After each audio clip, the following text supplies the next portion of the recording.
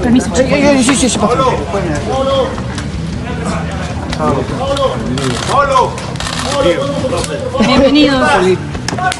Bienvenido, Paolo. Bienvenido, presidente. Bienvenido.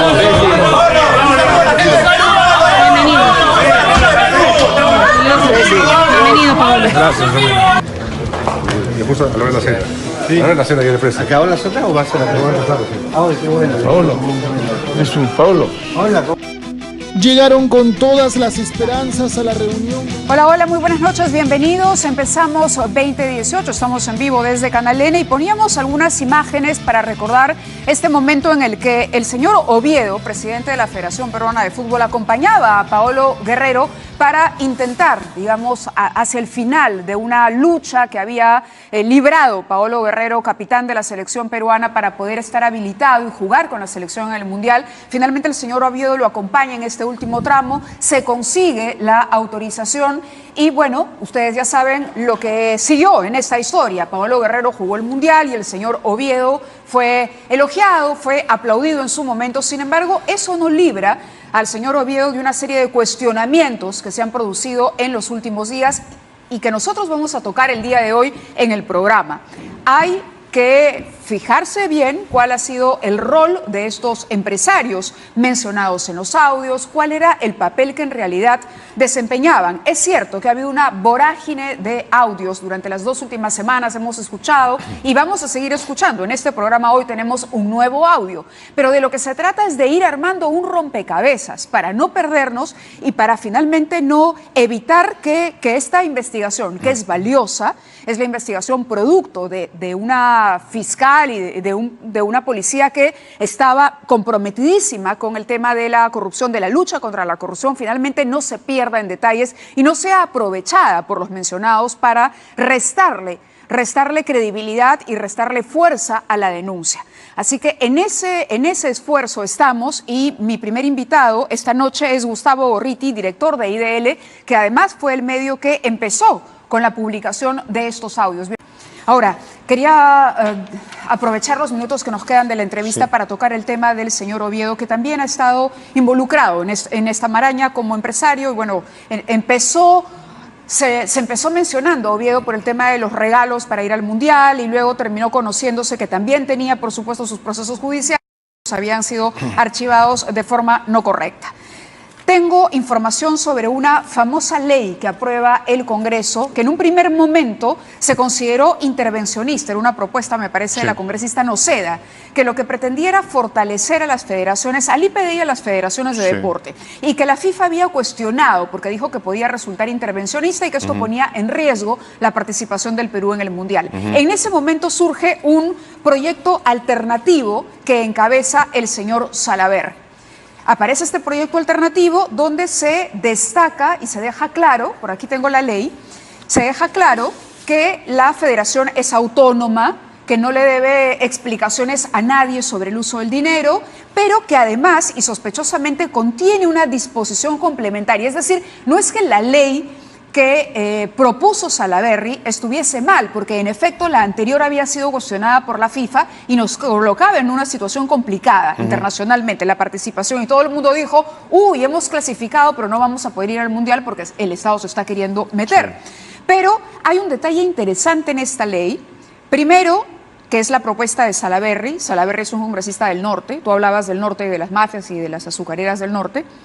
De repente estamos pecando ya demasiado de elucubradores, pero es importante anotar esta disposición complementaria. Dice, el proceso eleccionario para la Federación Deportiva Nacional Peruana de Fútbol se efectuará al término del del ciclo olímpico, manteniendo vigente el mandato de su actual junta directiva hasta dicha oportunidad.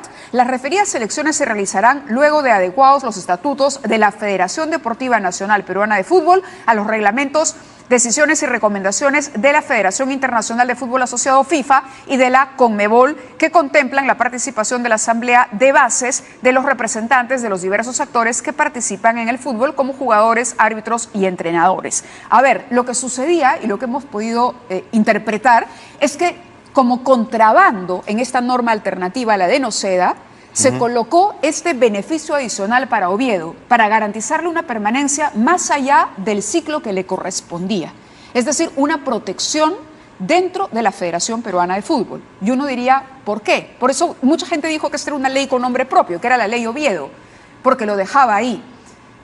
Entonces, Oviedo es una persona que, sin embargo, ya tenía antecedentes desde el año 2015, una sanción disciplinaria, una amonestación que le había impuesto una fiscalía, ¿no? El fiscal Julio Enrique Morales Saldaña, en su momento, que dispuso, bueno, una amonestación que había sido archivada. Ya tenía varios procesos porque el señor Oviedo tiene azucareras en el norte, ¿no es cierto? Que está denunciado por una serie de irregularidades, de malos manejos, de enfrentamientos permanentes con los trabajadores, de una relación incluso que se puso al descubierto con Héctor Becerril, que en su momento era jefe de seguridad de una de estas azucareras. El 2011, Cuarto Poder, por ejemplo, propaló estas imágenes que ustedes van a ver, donde Héctor Becerril hace de jefe de seguridad de una de las azucareras del señor Oviedo. Al punto a donde quiero llegar es si Oviedo podría terminar siendo uno de los poderes económicos detrás, para mantener ese poder económico en la azucarera y el control, uno de los poderes económicos detrás de toda esta armatoste, de esta mafia de la que estamos hablando.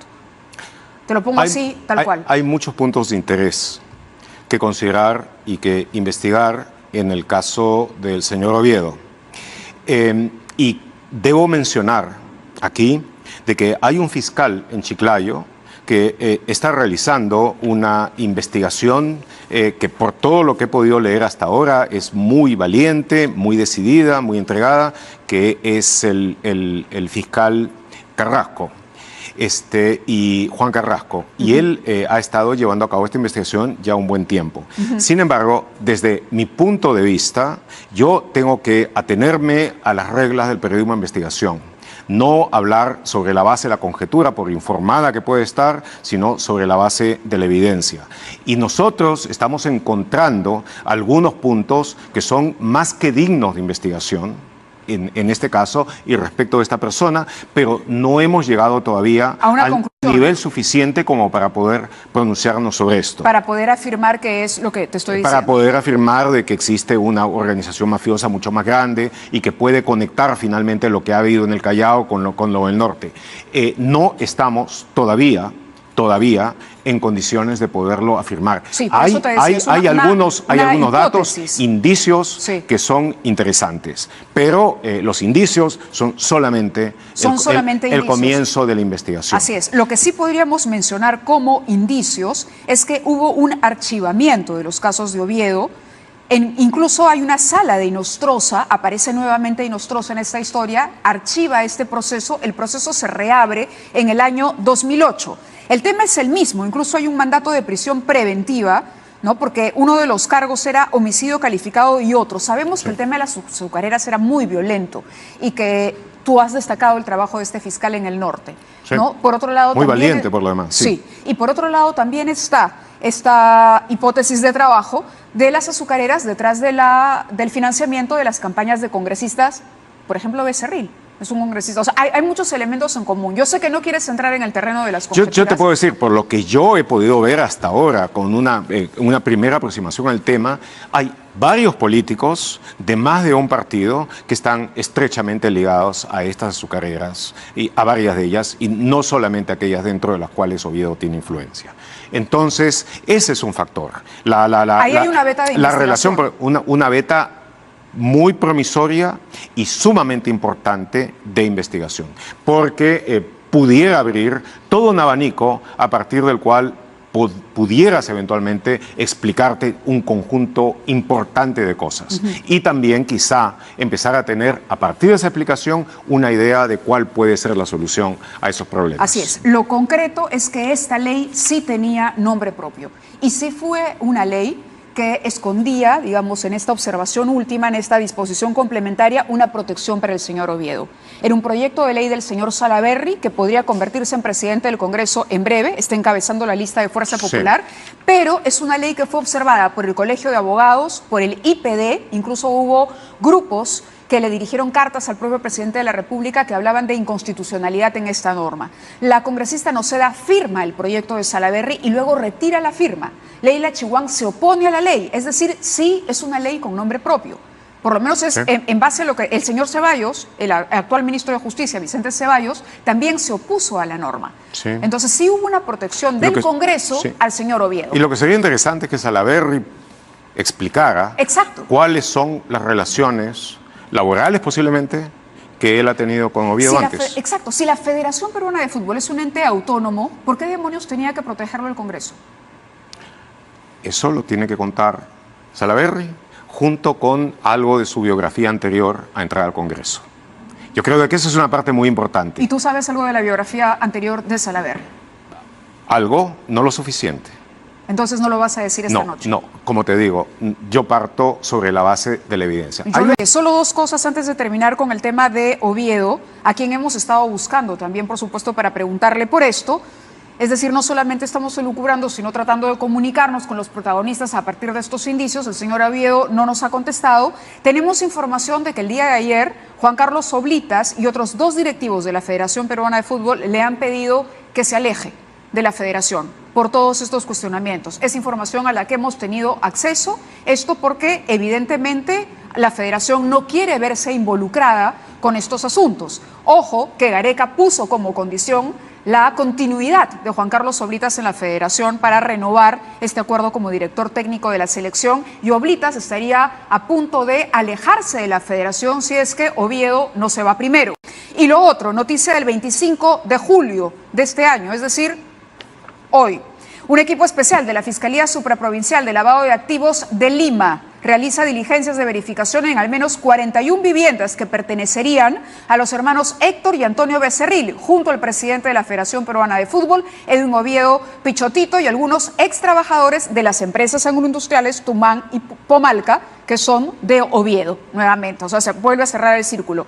La investigación de la fiscal provincial Giovanna Mori García se basa en un convenio firmado en julio del año 2007 entre los hermanos Edwin Aria y Elvis Oviedo, que crearon una serie de empresas para supuestamente simular acreencias a las empresas azucareras lambayecanas. Así que le seguiremos el rastro a Oviedo y a los otros. Se está haciendo más interesante cada Se está minuto. haciendo, claro, pero te digo, esta es noticia de último minuto y es por eso que hemos tocado el tema Oviedo. Yo sé que todavía hay indicios, pero sin duda desde aquí invocamos a que el señor Oviedo venga, porque él es el que tiene que dar explicaciones sobre esto. Si no, se crean sombras, se siguen creando sombras, y lo que todos queremos es finalmente terminar de armar esto cuanto antes, Así es. para no llegar a Navidad y seguir escuchando audios. Así es. ¿No? Así Gracias, es. Gustavo, Con mucho gracias. gusto. Vamos a seguir en esto, vamos a la pausa y regresamos con Javier Velázquez Quesquén, congresista del Partido Aprista, para ver qué es lo que pasa en el Parlamento.